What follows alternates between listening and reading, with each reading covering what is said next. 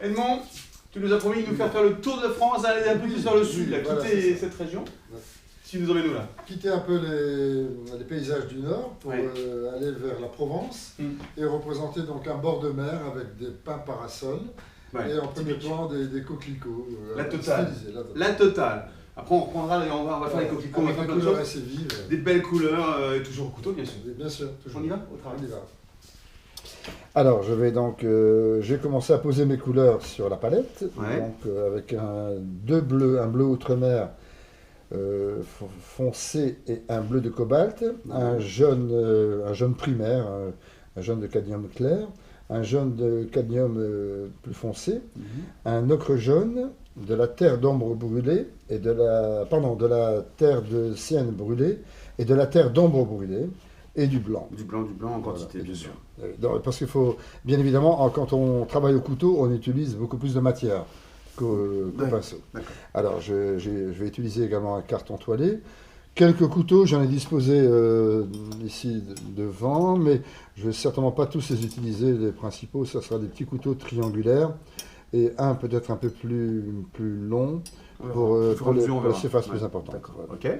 Et bien évidemment des essuie-tout, car il faut régulièrement nettoyer son matériel pour ne pas salir les couleurs qu'on a posées précédemment. Ok, et hors du champ, de l'essence, c'est ça? Voilà, de l'essence déodorisée pour tracer mon esquisse sommaire sur le carton. Ok, c'est parti.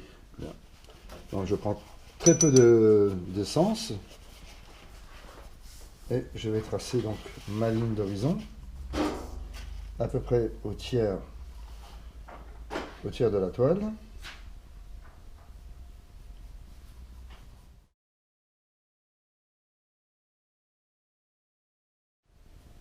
Je vais bien délimiter les différentes parties, c'est-à-dire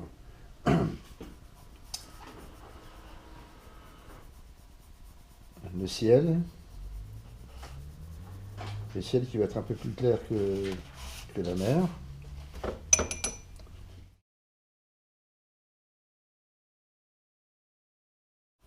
Donc je mets une couche très superficielle de peinture sur la toile avant de commencer au couteau. Car parfois il arrive qu'on ne recouvre pas entièrement la trame de la toile quand on travaille au couteau.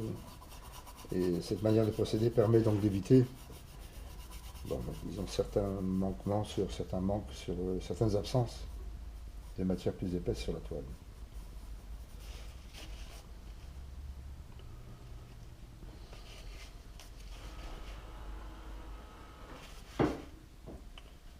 Voilà, ici c'est avec la colline qui descend avec des rochers, de l'herbe.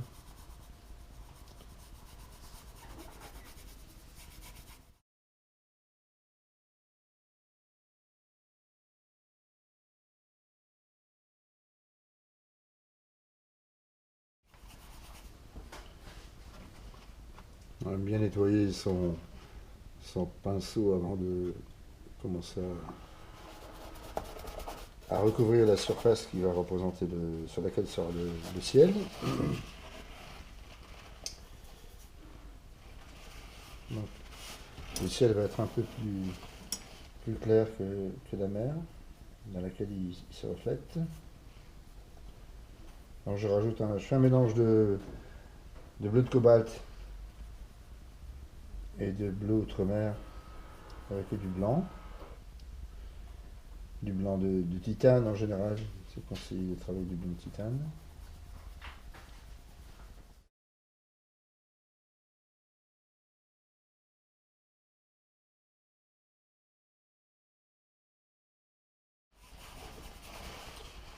Alors, je vais représenter donc 3 pins parasols avec de la terre de sienne brûlée et de la terre d'ambre brûlée. Ils sont inclinés par la force du vent.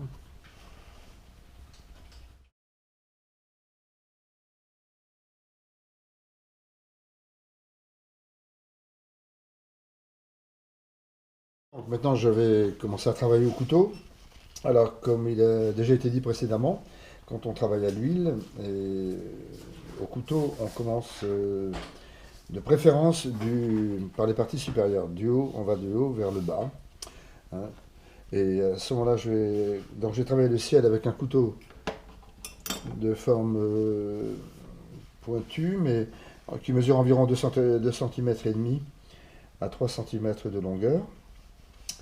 Je vais faire mon mélange de bleu de cobalt avec le bleu outre-mer, éclairci avec du blanc. Comme on a déjà dit, le ciel à l'horizon est toujours plus clair. Donc je commence par la partie plus claire.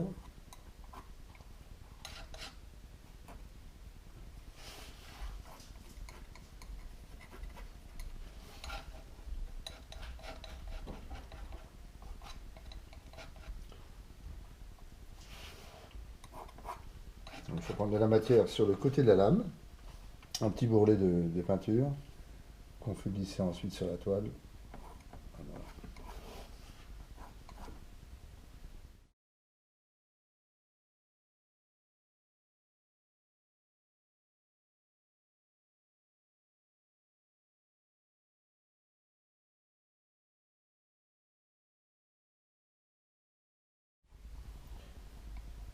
Je délimite l'emplacement des troncs des arbres. Alors la partie supérieure du ciel est légèrement plus foncée que la partie qui se trouve à l'horizon. Toujours le même mélange de bleu de cobalt et de bleu d'outre-mer qui sont des bleus assez chauds. Et on peut même éventuellement rajouter une petite pointe de terre de sienne brûlée. Mais pas trop, pas ternir le bleu.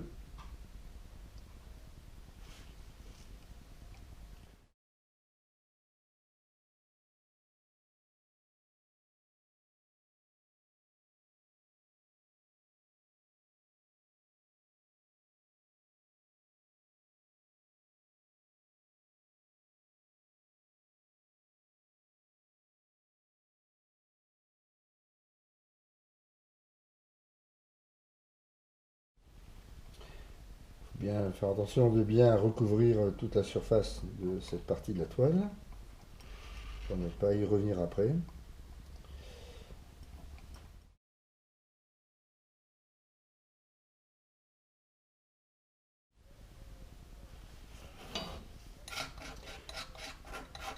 Toujours le même procédé, mettre de la matière sur le tranchant de la lame, un petit bourrelet de peinture, de matière, pour bien délimiter l'arbre par rapport au ciel.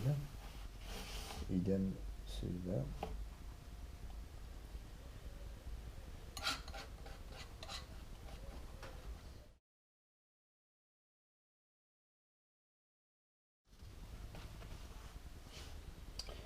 Voilà. Donc maintenant, je vais représenter la mer, qui sera légèrement plus foncée que le ciel.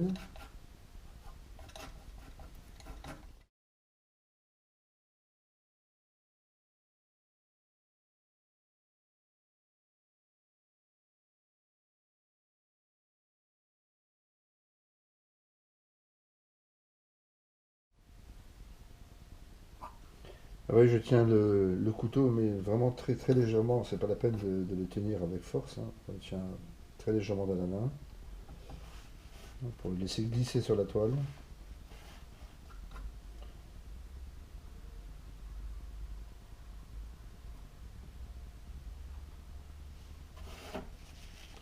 Alors s'il y a un petit raté, il suffit de le gratter tout simplement, voilà, avec la lame, et on revient ensuite dessus.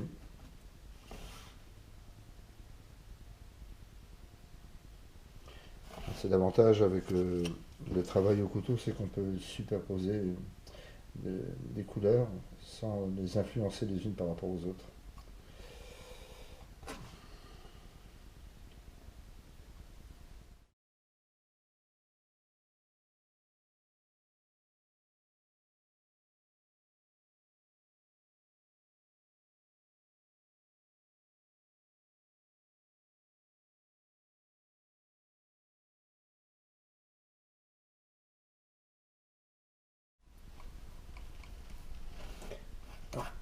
Alors, je viens d'appliquer et gratter la peinture pour qu'elle pénètre bien dans la trame de cette toile. Et ensuite, je vais donner un peu de reflet à la mer, parce qu'elle reflète la lumière du soleil, bien évidemment, avec des petites touches de bleu un peu éclairci avec du blanc, de même bleu.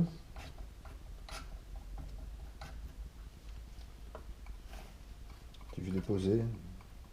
À peine posé sur la toile, je tiens légèrement, je pose le couteau et je gratte ensuite. Voilà.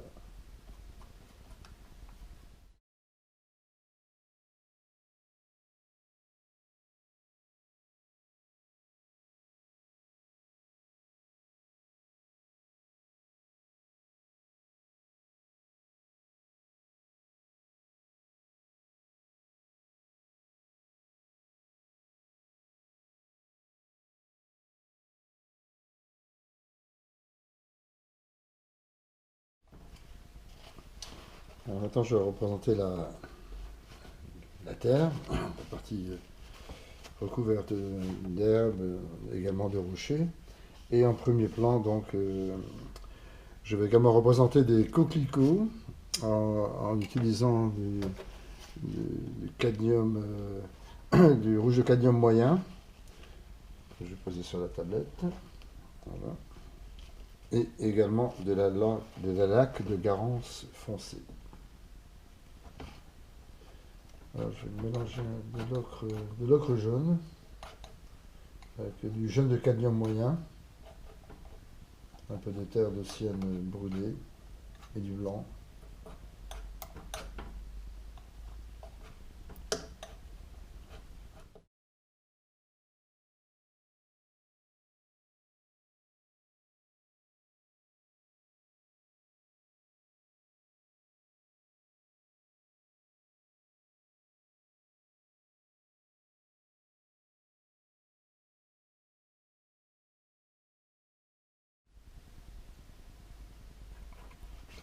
Donc, je ne sais pas si vous avez remarqué, j'ai réservé une partie du blanc.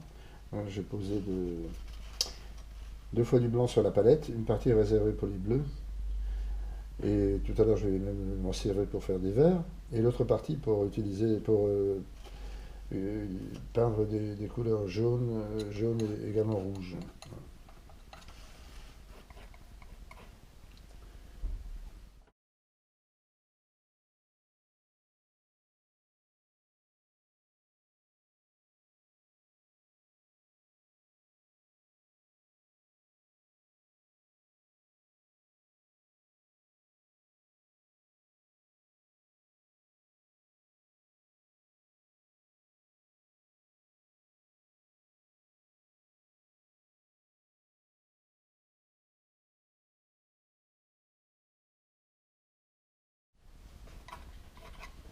Un peu d'ocre toujours, et du jaune de cadmium foncé.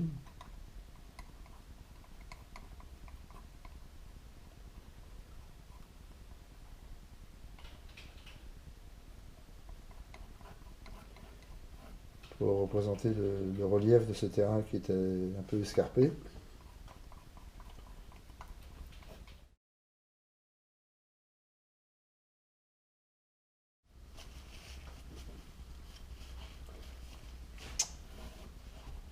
Alors maintenant je vais donc peindre les troncs des pins en utilisant de la terre de sienne brûlée avec de la terre d'ombre brûlée et un peu de jaune de cadmium pour représenter les parties les plus claires du tronc qui sont éclairées par le soleil. Le soleil vient de là, de la gauche. Là, je vais prendre de la matière donc sur le tranchant de la lame pour peindre les troncs.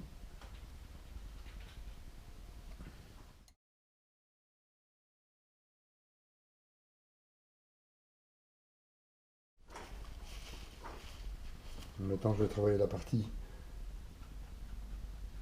qui n'est pas éclairée par le soleil, donc avec une couleur plus foncée, un peu de terre d'ombre brûlée et de bleu, toujours le même principe.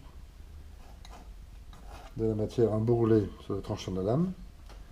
Et là, au lieu de le mettre sur le côté gauche de la lame, je mets sur le côté droit, car je vais peindre le côté droit du tronc. Voilà, et on écrase tout doucement.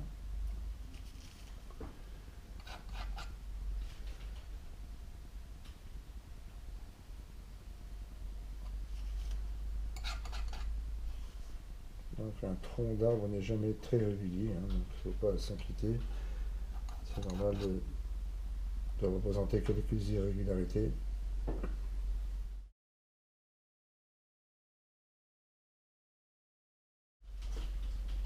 Je vais prendre un peu de jaune de cadmium pur et de l'ocre jaune pour représenter les parties les plus éclairées, les accentuer un peu.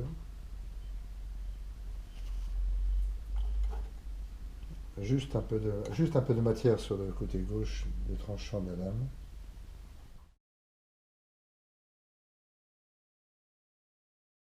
Donc je vais terminer de travailler les troncs de ces pins.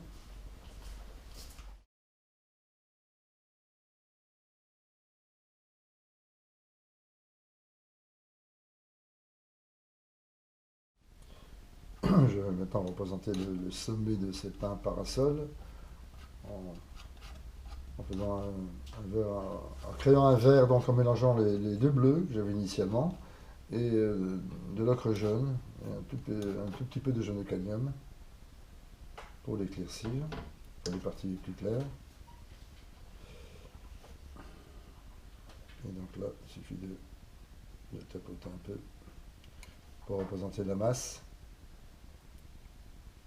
de ces pins, le sommet des pins.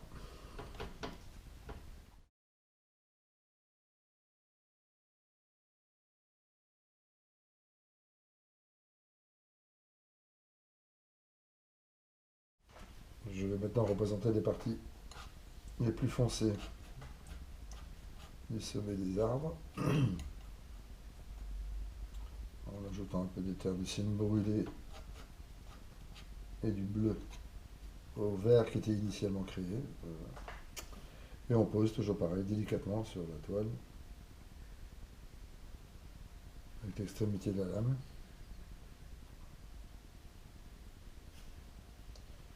Et vous voyez qu'en posant très délicatement, on n'altère pas la peinture qui était posée initialement, c'est-à-dire celle du ciel.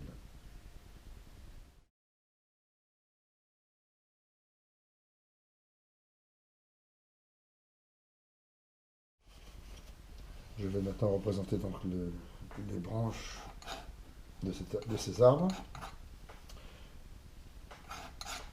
De la matière embourlée de peinture sur le tranchant de lame, toujours le même principe. Je pars du bas, et voilà, et j'appuie, et je donne la forme souhaitée à ces branches.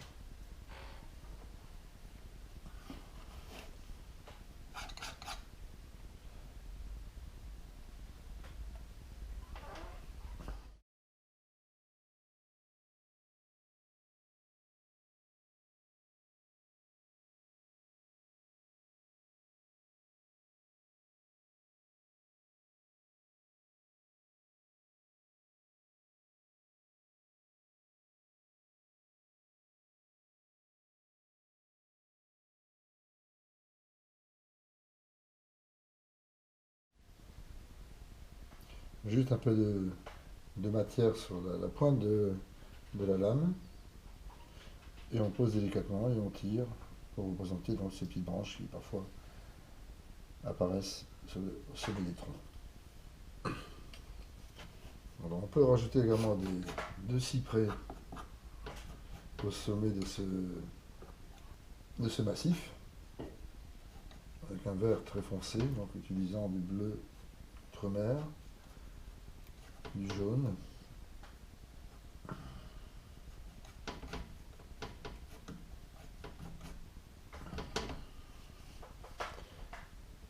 et avec un peu de terre d'ombre brûlée.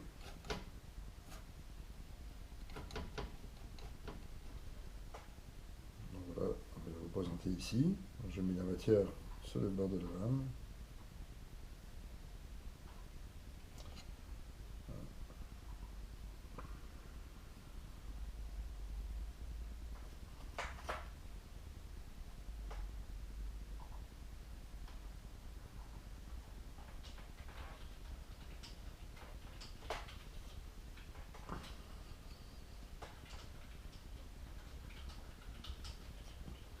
et des bosquets également à la base de ces arbres.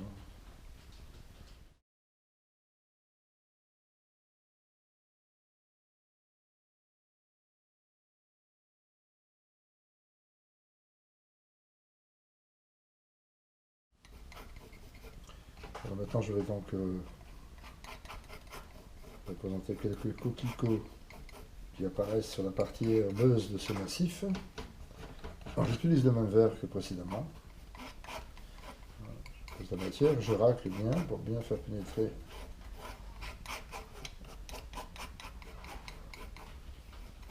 dans la trame.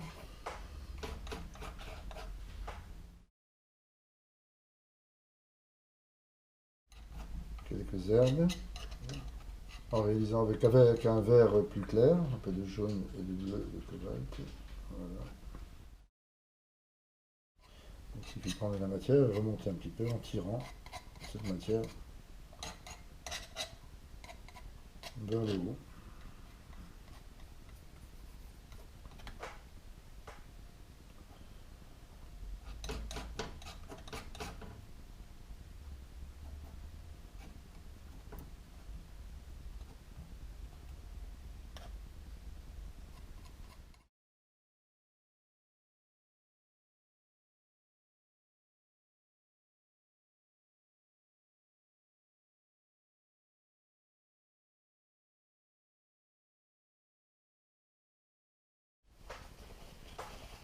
Alors il me reste également donc à représenter des coquelicots et puis et l'ombre aussi.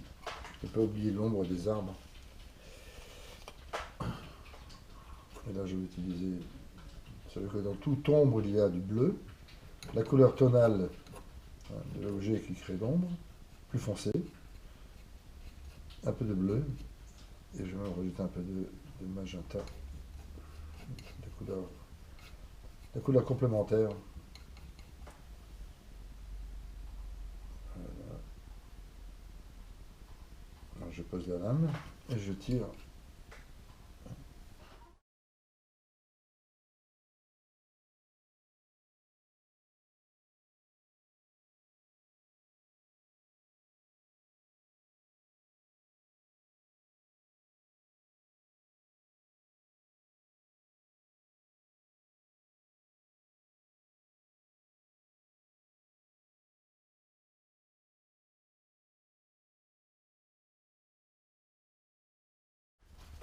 Alors maintenant je vais représenter de manière un peu stylisée les coquelicots, mais auparavant je vais ajouter des touches de bleu au sommet des pins pour matérialiser donc le ciel qu'on voit à travers les branches. Donc là je prends du bleu clair, donc du bleu mélange bleu de cobalt et bleu outre-mer et blanc. Je prends la matière au bout de ma lame et puis je pose délicatement. Voilà. Ça représente les trouées qu'il y a, les trouées de ciel dans les arbres. Et cette technique donc, de la peinture au couteau permet de superposer, je me répète encore, de superposer les couleurs sans altérer celles qui sont en dessous. Donc, évidemment, si j'appuie très fort, bien évidemment, je vais influencer la couleur qui est en dessous. Mais là, juste en posant très délicatement, je tiens le couteau très délicatement dans la main. Voilà. Le bleu reste bleu, il n'est pas influencé par la couleur verte ou brune qui était en dessous.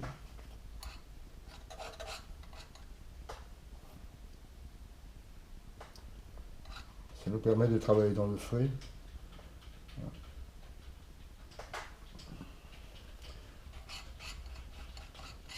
Et de réaliser une toile en une seule étape.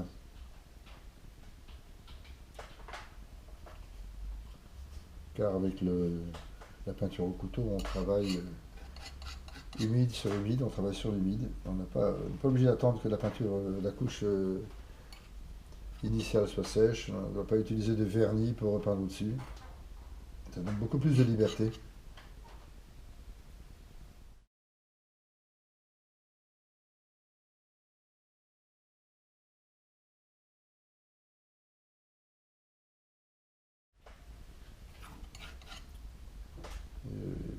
On travaille également beaucoup Avec le poignet, bien sûr, la main, le poignet, hein, des mouvements de rotation pour poser exactement la peinture où on veut qu'elle soit posée.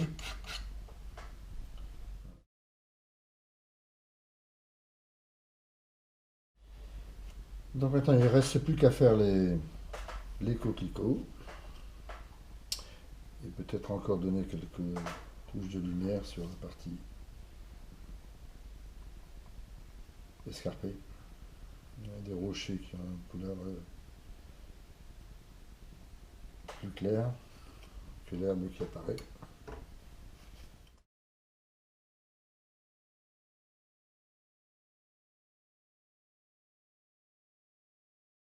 Donc les coquelicots sont au premier plan. Je vais d'abord utiliser pour les parties les plus claires un rouge de cadmium moyen. Donc là je prends pas mal de matière sur la pointe pour poser cette couleur au-dessus de l'herbe que je représentais. Et c'est quelque chose d'assez stylisé. Voilà.